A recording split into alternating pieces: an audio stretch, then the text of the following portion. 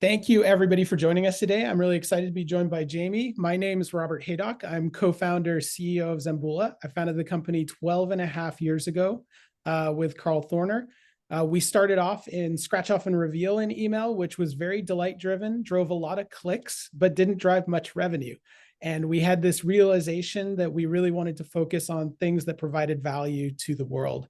And that's when about 4 years ago, we switched to real-time images and personalization specifically. And I'm really excited to be joined by Jamie. Do you want to go ahead and give us an intro? Yeah, hi everyone. My name is Jamie Arneson. I am the Director of Retention at Thrive Causemetics. I started a little over a year ago. Have really enjoyed working with Zembula in that past year, even though we've been a client for longer. My past experience is actually on both the retention and acquisition side. So I worked at an agency for just shy of 10 years, and then also worked in-house before coming to Thrive. So excited to have both sides of the house represented. Excited to have you joining. And I think both sides of the house is really relevant because personalization's become such a big part of the regular email program. And I think that background in performance and testing is really great. We're going to go ahead and this is what we're going to cover today. So we're going to start by talking a little bit about the partnership phases. Thrive started many years ago, 5 years ago, with automated personalization with Zembula. And then the new kind of initiative is around design and recommendations. We're going to talk a little bit about image versus HTML testing, the right testing suite. What does AI unlock? And take a look at what Thrive has done in production, and then talk about future tests and where the program is headed. But let's go ahead and dive into automated personalization and kind of where Thrive started with the program. I know, Jamie, you joined a little over a year ago. And so you kind of stepped into this program that was existing. And I'd love for you just to talk a little bit about, that experience and the program and how it works for Thrive. Yeah, when I came in, I was very excited that we had a dynamic personalization tool. Just from my days at the agency, it was something that was a huge opportunity for clients, but they weren't always reluctant. They were a little reluctant and didn't use it. So it was amazing that we had a really great foundation here. And the challenge is we send an email every day, and it's not really super personalized, but we know that we want to send more relevant and personal emails. So that smart kicker and banner kind of gave us a scalable way of including a little bit of personalization within our emails and really touching to where that customer was on their journey. So whether it's they've just abandoned their first product and they've never made a purchase, or if they're a super loyal customer, I think it's really great that we're speaking to where they're at with this, very simple evergreen capability. And what's really nice too is before we started here, we validated this and did on-off tests just to make sure like it really does drive meaningful value within our program. And it also helps our business as a whole. It was really interesting talking with our customer service team, like when we had implemented this, it pulled back on the amount of customer service tickets around where's my order, because one of my favorite components of this is that it shows if you have recently made an order, it shows where in the delivery process your order stands. So we're able to reinforce really important transactional messages, even though it's in a campaign, which is also just adding more value to our campaigns in general. And I think what's really interesting, you mentioned about the evergreen aspect, is like for us, that's where we wanted to be. And we thought everyone wanted us was in the fully automated, just kind of set and forget it and have it add value to the program. And I'm excited to kind of talk about now getting more involved in the regular workflow and kind of the two parts of the business, the automated piece, and then the kind of daily workflow and how we can help make that smoother. So let's talk a little bit about designs and recommendations and kind of what the challenge was that you presented to us that we're solving. Absolutely. So on my first day at the job, one of my recommendations from my boss was just like, I hate that dynamic product feed. Like, it looks disgusting. It's not very good. Like, can we get rid of it? And so we did an analysis, and most of you who are in here as email marketers know, like, the answer is no, we cannot get rid of it. It is a meaningful driver of revenue for our company. And having that element of personalization is really, really helpful. And we tried to look at how can this Klaviyo recommendation just look a little bit better. And we ran into hurdles of just what the actual capabilities are. I mean, we had very limited ability to use different components, to have different information. My past as a paid media marketer, like I know that there is so much in the product feed that we can tap into, and we just weren't able to with the very defined way that Klaviyo has their recommendations. So we asked Zembula, like we knew they were ingesting our product feed already, and we even asked, like, can you take in our more advanced paid media product feed? And amazing they were. And so we were really able to now dream up a whole other set of, one, how can we make this look better? But two, like, how can we make it a more powerful recommendation and enrich it with more information than just your basic product title and component image? And what we found is this is a very common problem in retail that's kind of bubbled up in the last few years, is becoming more and more important. I think as retailers have focused on personalization, they've kind of hit this roadblock around exactly what you're talking about with design and control of design when it's in the daily email. Let's talk about that first test and just understanding the difference between HTML and images and making sure that we're not taking the program backwards by going image-based. For sure. I think in general, when we're making a really big change, especially one that is in every single email that we send for the most part, we really wanted to make sure that this change wasn't going to have a negative impact.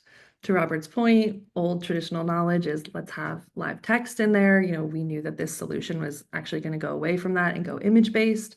Most of our emails are image-based anyway, so you know, it was still something of, was it valuable to have that HTML in there, or could we really have this? So we tested this as a A/B test in Klaviyo and just made sure, you know, after a handful of tests, that our goal was to see no impact effectively. If we saw a positive impact, amazing, but we really just wanted to set this up as a foundation of, if we make this change, we're not going to see negative performance in our recommendation block, but we are going to gain a ton of ability to control from design and also future capabilities. So I think, oh, go ahead. yeah, I think that's a really important part, is like, if you have HTML in your email, it's important to test it out with images and make sure there's no impact. But the vast majority of emails today in retail are already entirely image-based.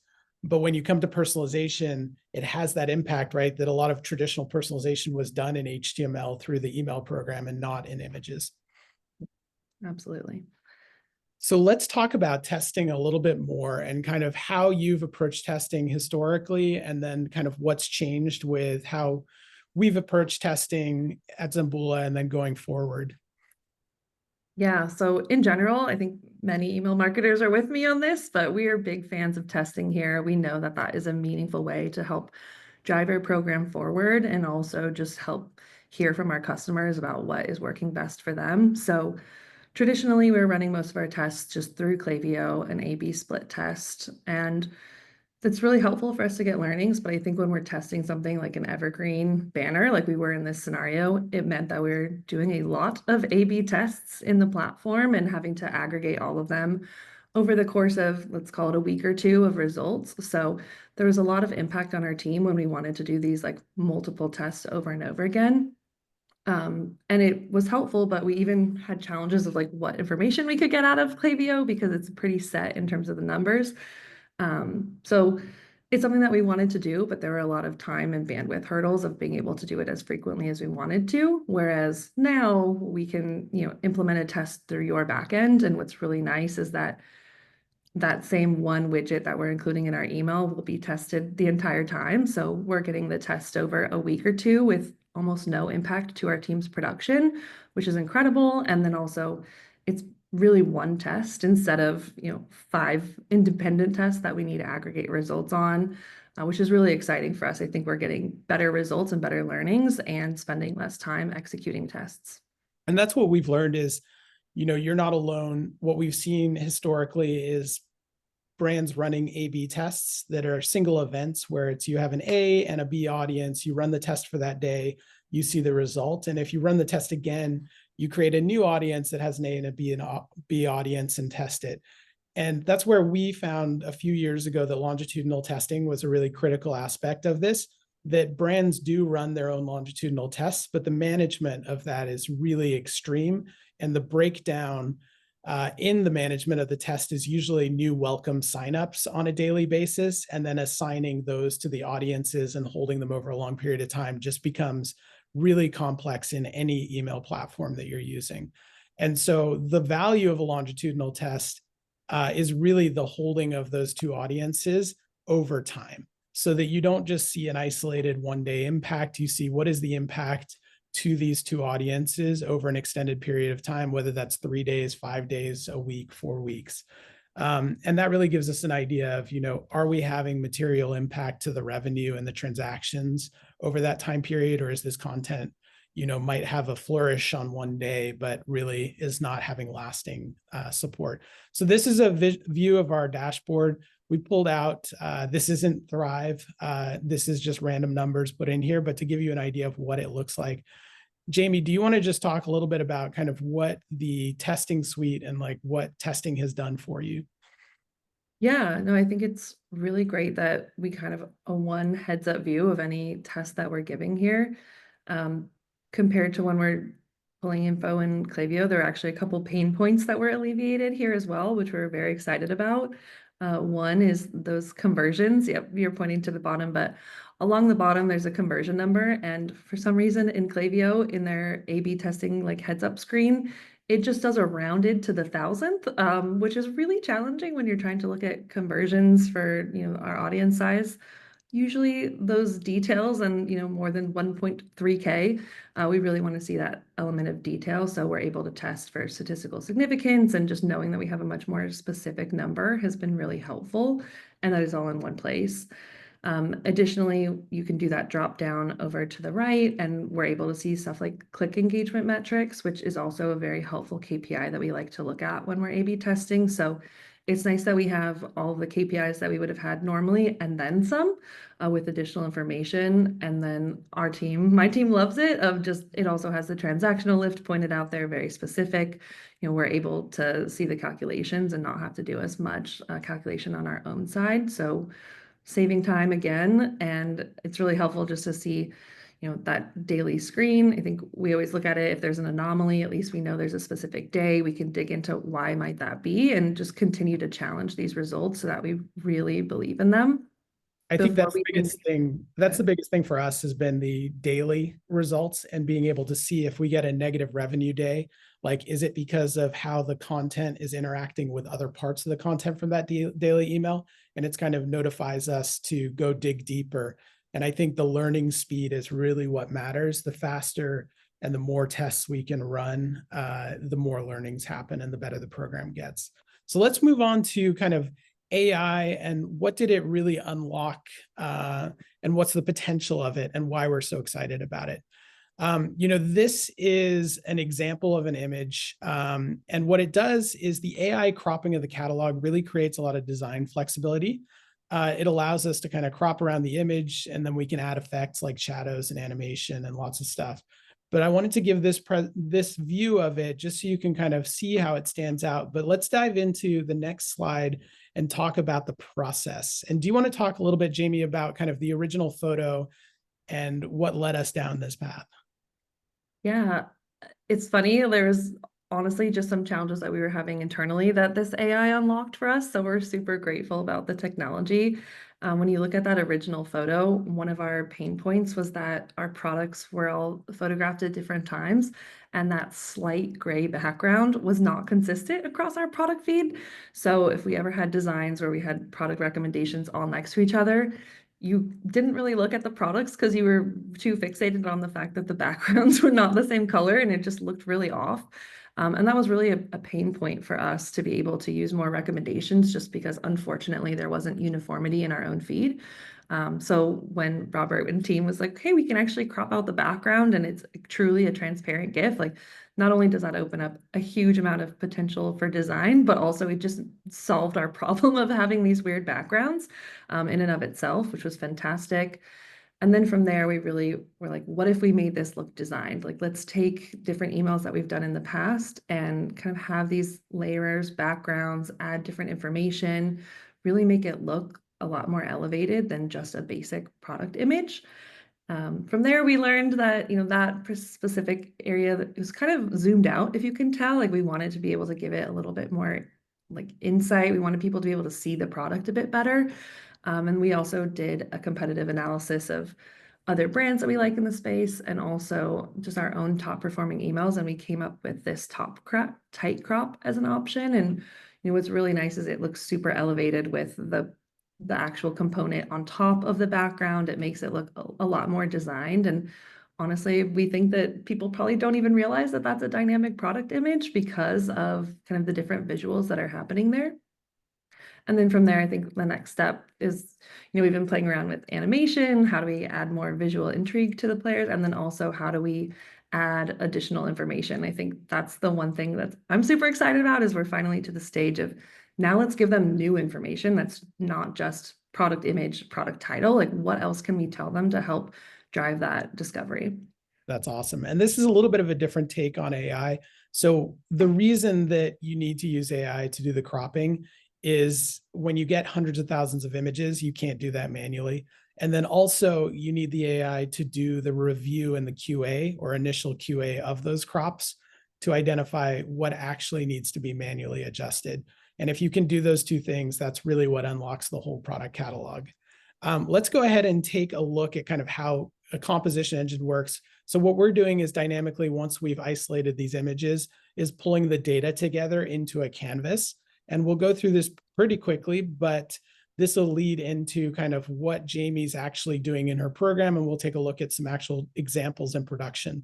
But we're pulling dynamically in the product image and manipulating it, turning it into an animation or whatever the treatment may be. And then we're pulling in the copy that's related to it and the CTA. And this can get as complex or simple as you want. And then kind of then it can be another version. And so you can have an infinite version based on your product catalog that can get produced from this. And that's really the key to being able to do personalization at scale, where it's not your team having to do more and more work exponentially. It's actually all happening from a single template of design. So let's take a look at this in production. And do you want to walk us through kind of where you started and what the evolution has been and what you're excited about testing here? Yeah, absolutely. So on the far left, you have an example of just what we kind of went through in detail, just that basic product feed getting elevated. And then from there, in my past, I come from more of a fashion background, and I know that dynamic product recommendations are a top driver in that industry. And we really wanted to tap into that in the beauty space, and we saw a lot of potential. In addition, the idea of having our creative team do a little bit less work, really focus on just the hero image, and now we can populate this content.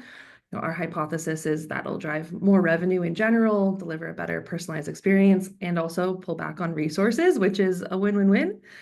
So we took that from the far left, again, from an inspo of an old email that we had designed.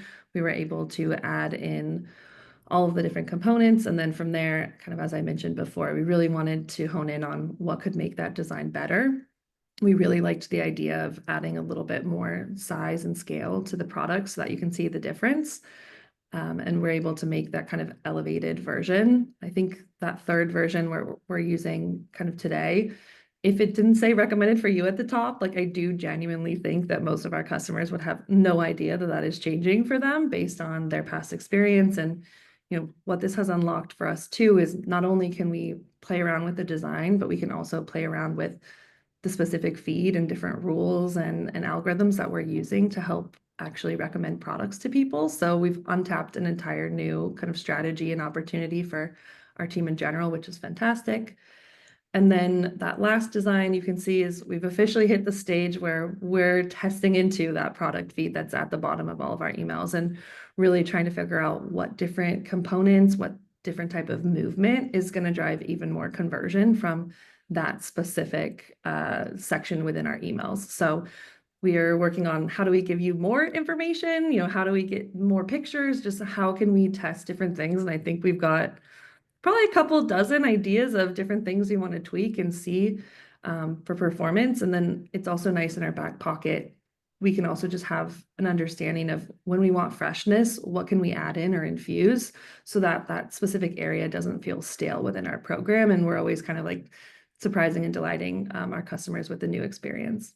I think that's really interesting is kind of the variety aspect of this is how can you take photography, which is expensive to produce and go have photos taken, and then how do you extend the life and the flexibility of that into something that's very creative and impacts people in a positive way. And it's kind of the more of the email we can automate for you, the more resources you can put into kind of the parts that really matter. And so that's, brings me to kind of this in combination with this section down below. Do you want to talk a little bit about kind of the process of automating more and more?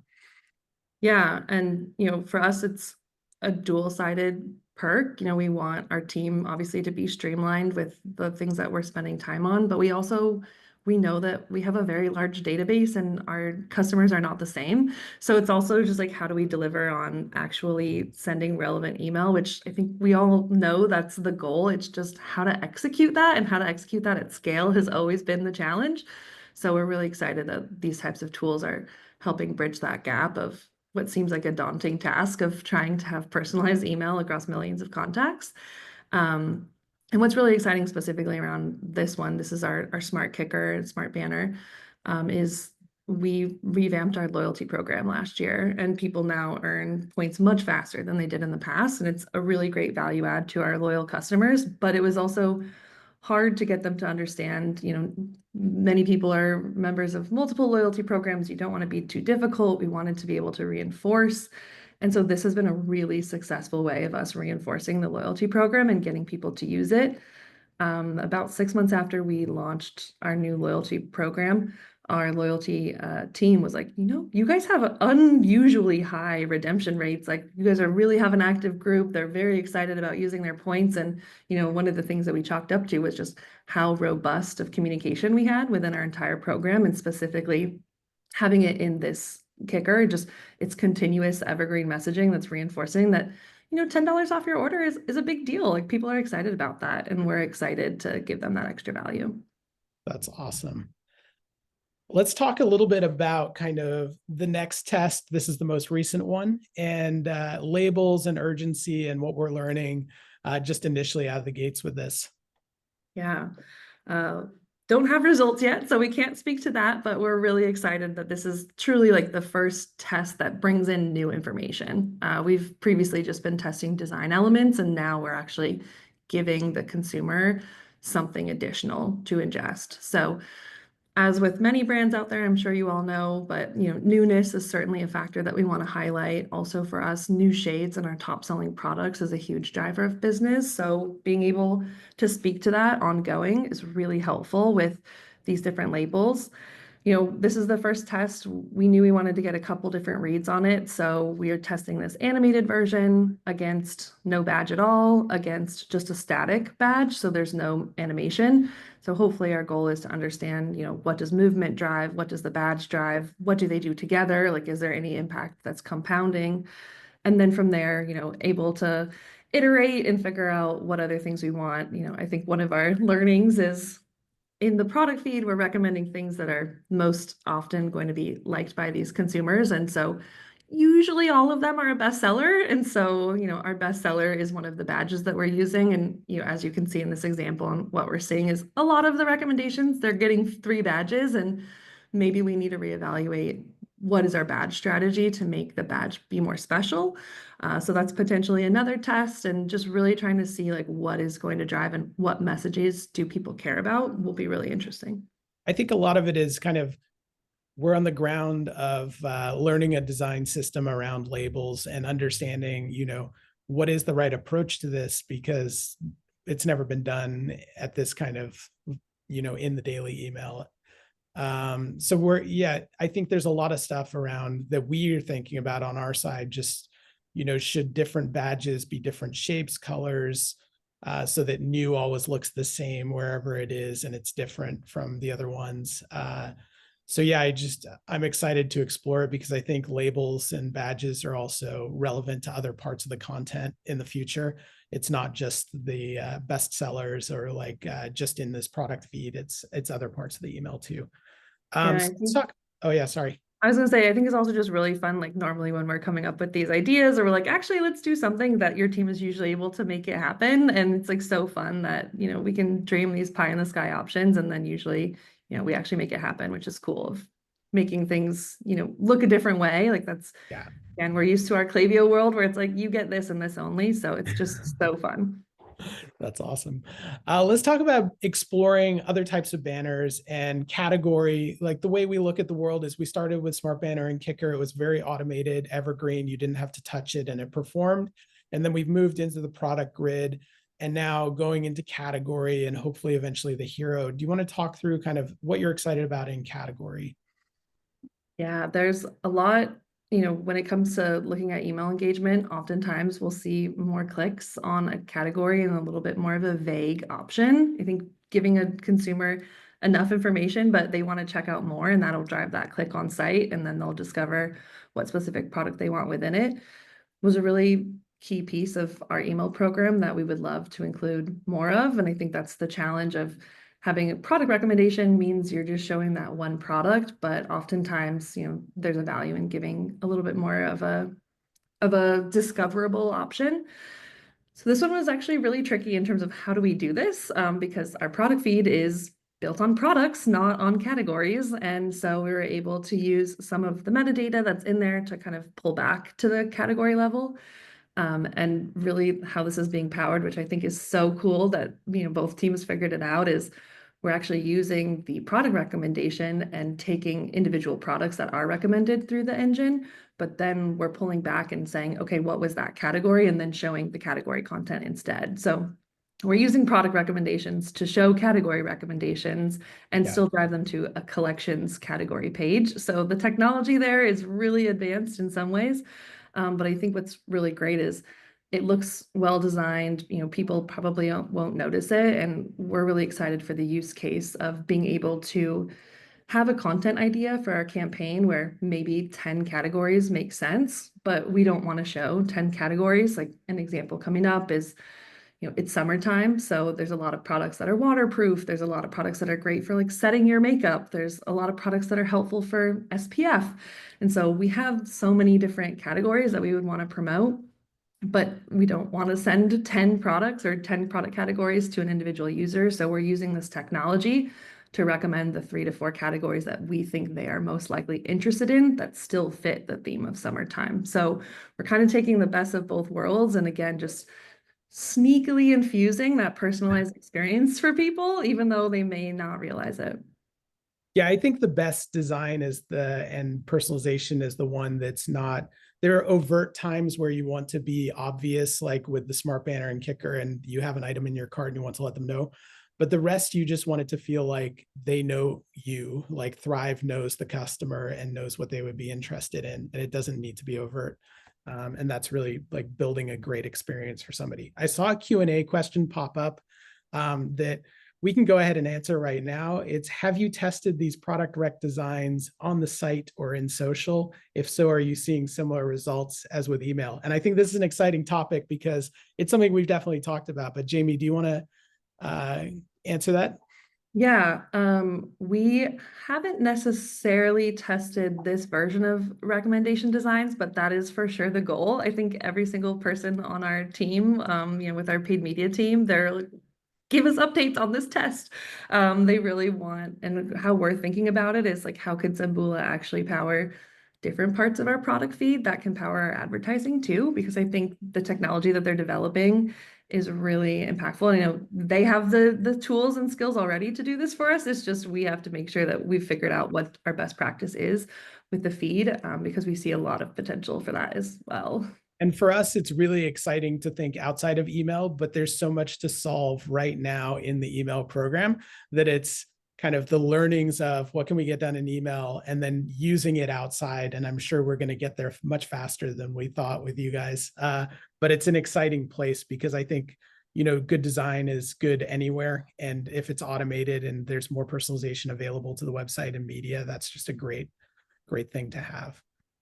Let's talk about the last piece and then we'll go to Q&A. So if you do have questions, please go ahead and add them and we'll speak to them in just a minute.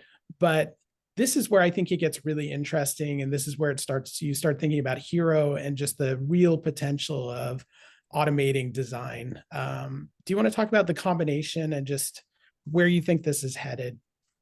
Yeah.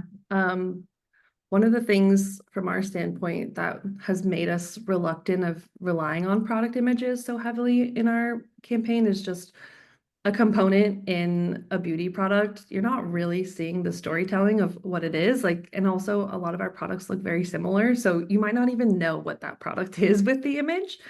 And one of the things that when we were doing an audit of our past campaigns this past year, a consistent theme was component with swatch. Like every single email that was a top performer had this somewhere in the design. And we realized specifically for color cosmetics, having more of that color and being able to show the texture and the vibrancy is definitely an emotional driver for people to want to try and buy something new. It also, there's multiple colors in every different overall product. So it's really helpful to get them to buy and try multiple and have those higher basket sizes. So when we knew that we wanted this combination of like, it would be great to have a swatch and then also a component, that doesn't exist in our product feed right now, especially at a consistent level.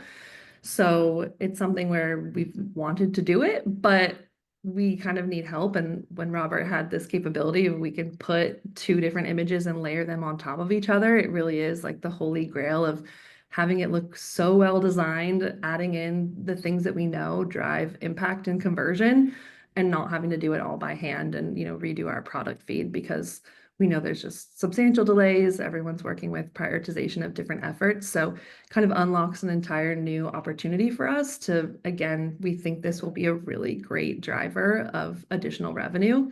And to Robert's point, we can extend and go in other places. And the more that we can use this type of content within our campaigns, again, the better that we off on a production level, but also just the more that we can make our campaign and our entire program personalized.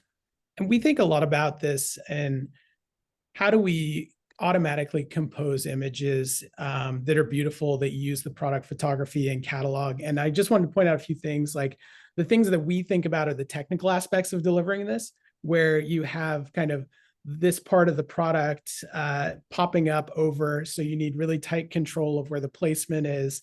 When you're layering, a product image behind another product image, you want control of that. And if you have labels like new, this kind of encapsulates all the challenges that are involved in design and automation. And I think we're going to move towards a world where you create templates, and then those templates can carry any product from your catalog and really be for the individual in the moment. And it's going to be more of what can the creative team come up with that might be an image that they would design, and then how do we reverse engineer that into something that can then work for any product. So I think there's just huge potential, and this hopefully expands what your team's capable of doing and makes the whole process much faster over time. But let's go ahead, and if you have questions, we're going to bring back Lynn, and she's going to go ahead and let us know what questions exist, but please make sure you enter them in QA and we'll make sure we get them. Yeah, we've got another great question from Shannon. Question is, what was the QA process like for this? Did you have to make a lot of manual changes, or was the data in the product feed accurate so few changes were needed to the design? So I think it must have been on the last slide, Robert, if you want to go back to that. This one? Or I think so. That question came in during the last slide, so I think it was a swatch slide. Okay. QA process for this. Do you want to take that, or what was the, sorry, Lynn? And the question again. Yeah. The question again was, what was the QA process like for this? Did you have to make a lot of manual changes, or was the data in the product feed accurate so few changes were needed? I can take that. So this one hasn't been tested. To be clear, this is kind of like where we're headed in the future. But most of the QA process is automated, and it's done in our testing suite. We run tests basically to see what a bunch of different versions would look like, and then it's visually QA'd from there. But this is a pretty straightforward process. Jamie, I don't know from your side, do you want to take? Yeah, I was going to add, I think a lot of the heavy lifting on QA definitely goes to the Zembula team. We definitely have a little bit of a round of QA afterwards and just testing, different profiles in our Klaviyo instance to get a true live read on what things are looking good. And we'll give them feedback, and I think the idea is to have a really categorized view of our product feed, but to be perfectly honest, that is not what our product feed is right now. So it is really amazing that the team is able to recognize and categorize on their side versus like us having to redo our entire feed because not everything is in the same hierarchy. So as we're working through it, it's really just about like, how do we identify and categorize, and then they're able to do that on their side and kind of adjust the rules. But overall, there haven't been any huge issues, and we're able to catch things, we can see different testing on the Zembula side. And then again, we're using the live Klaviyo instance as well, just to really try and QA and test. But and that's one benefit of AI that's really changed the game is it's getting better and better at being able to read an image and let us categorize it. It's more kind of, you can point it towards categories and identifying actual objects and things. And Amazon's doing a good job of building that criteria of like, what are specific things you can identify. And I think the schema becomes a really important part of that. And I'm happy to dive into that more in the future, but normalization of data on our side is something that's critical to personalization and making this stuff work, and using AI so that it drops into a normalized schema is what allows us to do this without a lot of like individual manpower or human power. Lynn, do you want to? Great. Yeah. I've got another question here from Alyssa. How is your creative team involved in reviewing the automated designs, if at all? For instance, the product swatches in this slide are mostly covered by the product. Was that a decision that the creative team was able to weigh in on? Yep, we definitely work with our creative team, and that's actually how we do it in our designed emails. So that's kind of the choice of our standard, but we give them the opportunity to, first of all, if they have an inspiration design, they're able to share that, and then the Zembula team can mimic it.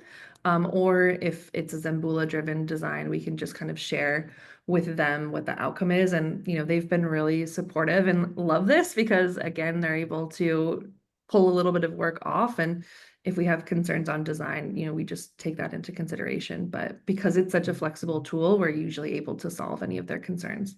And I think one of the big things about this is, again, like the cropping and the tight cropping around the image gives us the accuracy in the placement of layers of images. And so a lot of this is when a designer designs something, they're inherently creating business rules around how something should live against something else. And what we're doing kind of for the first time is collecting those business rules from Thrive of how do their designers design and what is the taste of them. And then we learn that and are able to replicate it automatically. And so that's really the kind of the potential here is the more of these we do, the more we learn and the more accurately we represent designs across anything that Thrive creates in our platform. Thanks Lynn, for a great question. Yeah, another question is sent anonymously. How do you approach testing before versus after? Yeah, it's been really helpful to have the ability to do these tests in Zembula because it just opens up our ability to do more testing. Previously, if we were testing something in like the product feed, we would have to use that as our A/B test for the campaign through Klaviyo. But now we kind of have an always on testing approach with that product feed image at the bottom of our emails now. And we'll do these tests for, a couple weeks and then move to the next different version. So we're able to have that quietly running in the background through Zembula and just, again, continuously get learnings on that component in our email. And we still are able to do, the good old-fashioned A/B tests for creative heroes or subject lines. And it's almost enabling us to do 2 tests at one time and really not feel the pain of having to compile all those results, having to make A/B versions of every single email and, track that in our MTA tool differently. So it's been really nice that we get the insights, but we're not having so many different splintered versions of A/B tests while we're doing that. And Jamie, I think that was really like poignant around the multiple tests at the same time. And because we're testing at the content level within the email, that you can run multiple independent tests because the audience is only built around that content piece. And so it doesn't impact the results of any other test that you might be running through Klaviyo or any other system at the same time. And so that independent nature, once you hit scale, so the one piece is that you do have to have a program that's at a big enough scale that you can get statistical significance and you can have enough tests running. But with Thrive, there's no problem to be running 3 or 4 independent content tests at the same time and getting results on that.